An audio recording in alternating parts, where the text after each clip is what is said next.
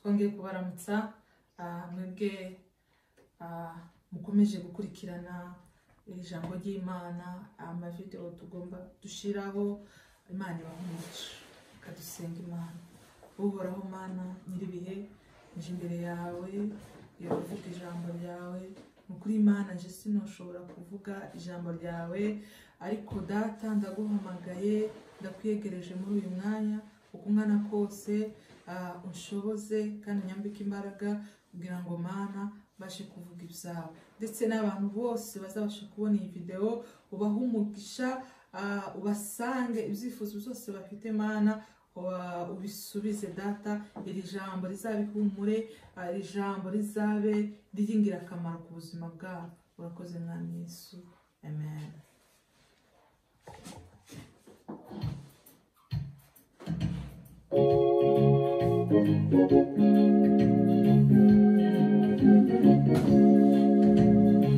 Nipe moyo wa nyama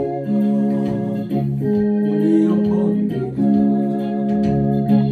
moyo uliotulia na unyenyekevu.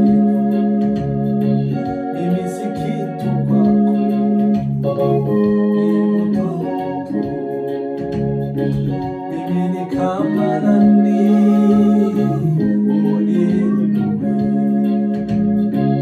unifinyange Bwana kama upendo, unifundishe Bwana kama upendo.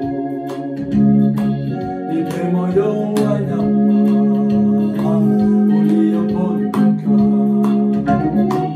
moyo uliotulia na unyenyekevu. Mimi si kitu kwako, ni mtumitu. Mimi ni kama nani,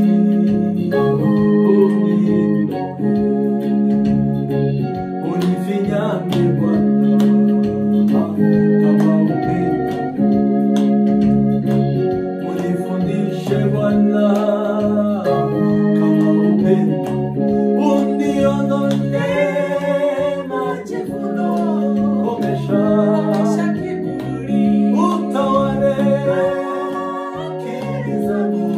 Bwana niongoze, unifundishe roho yangu habari za mbingu.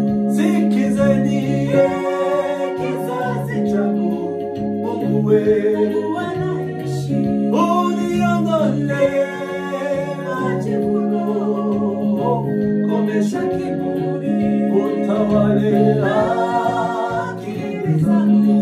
Bwana niongoze, unifundishe roho yangu habari za mbingu. Sikizeni kizazi changu, Mungu anaishi.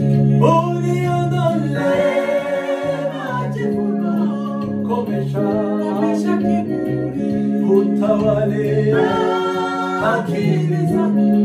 Bwana niongoze, unifundishe roho yangu habari za mbingu. Sikizeni kizazi changu, uniondole majivuno, komesha kiburi, utawale akili zangu.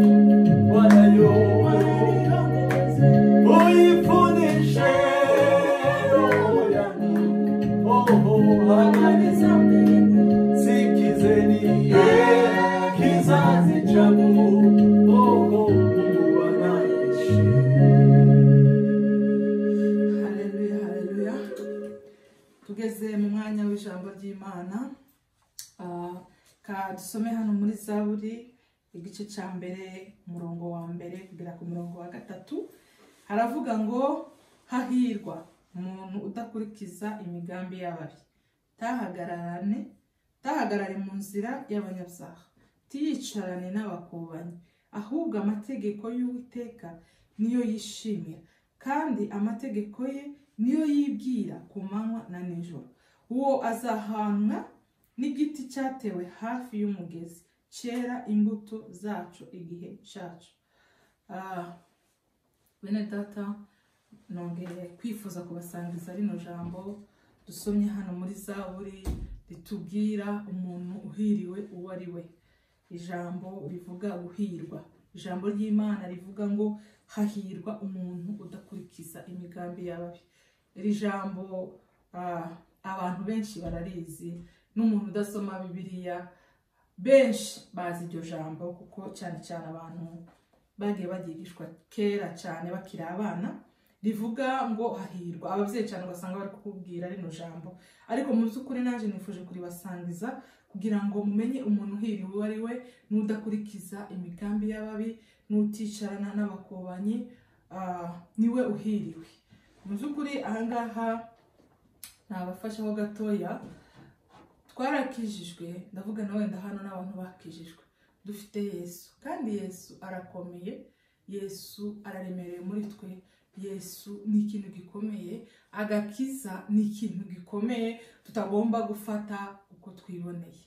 Umuntu ari mu gukizwa akagira ngo ni ibisanzwe, ababibonye bibaruhije nibo babizi. Ejo bundi dufite umupasiteri wacu aheruka kubwiriza, ari ababaye cyane, ari kurira mu muzungu, aravuga ngo aza yicuza ngo impamvu atakirijwe kera, ngo yakijijwe afite imyaka 21 cyangwa se 21, ngo aza yibaza ngo iyo myaka yaza gukizwa ari kubageze. Mu by'ukuri ni ikintu gikomeye. Rero wowe niba warakijijwe ukiri muto, ugakizwa usanga iwanyu bakijijwe, nkanje wenda na nasanze iwacu bakijijwe, naje nkurira muri uwo murongo, ukagira ngo ni ikintu coroshe, birakomeye. Rero kuba ufite ako gakiza kakomereho, we kukavanga n'undi utarakizwa ngo ugendane n'abakobanyi, wicarane n'abakobanyi. Hari umuntu uzi neza ko mugenzi wawe atarakizwa, ariko ukamugenderera ukaja kumusura, uzi neza ko akubwira ibintu bidafatika. Simbujije gusura abanyabyaha, kandi se tuzababwiriza gute tutabasuye? Ariko kandi tuze twirinda amagambo tuvuga, tuza twirinda abo twicarana nabo, uza wirinda aho uja nk'umukristo, uza wirinda ibyicaro zawe bibe binogeye, amagambo yawe abe make, kandi naba na menshi abe meza.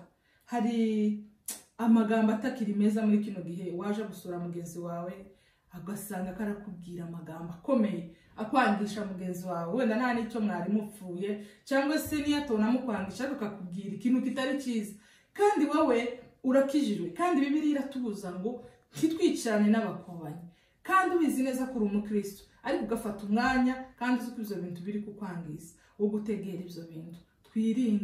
Twirinde kwicarana n'abakobanyi, twirinde gufata umwanya mu bitagaragara, mu bintu bidafite umwanya, twirinde guta umwanya wacu mu bintu bidafite umumaro. Twicarane n'abafite umumaro, dusange bajya ukeneye ko bagufasha, twumve ibidufitiye umumaro. Wirinde, niba umuntu azuza guhamagara uzi amakuru, uzi noneho uhize umubwira ngo yewe ibyo nta mumaro bimfitiye, mfite Yesu, nubimbwiraga birancumuza, ucunga umutima wawe, kuko nubishobora. Biragoye muri kino gihe, kandi gahunda ubikubwira wenda ntiyakijijwe, cyangwa se yanakijijwe aragwa. Ariko mu by'ukuri Bibiliya iratubwiye ngo hahirwa uzurinda umutima wawe, uzurinda umwanya, uzurinda agakiza wahawe. Nukuri iri jambo nzorisubiramo umwanya muremure kubera ko umwanya ari muto, ariko birakwiriye ko uha agaciro agakiza kawe, ukirinda cyane ibishobora gutuma utakaza. Umubwire ngo nukuri byari byiza ko nkuramutsa, ariko kandi umbwire sije cyangwa umbwire icyo tuganiraho. Nakubwira akakubwira, nugera ugasanga kuzaniye ibindi utari ufite, uzumubwira ngo yewe none ko nakijijwe, nimfata umwanya kandi ngasubira muri ibi, Yesu wanje sintakaza.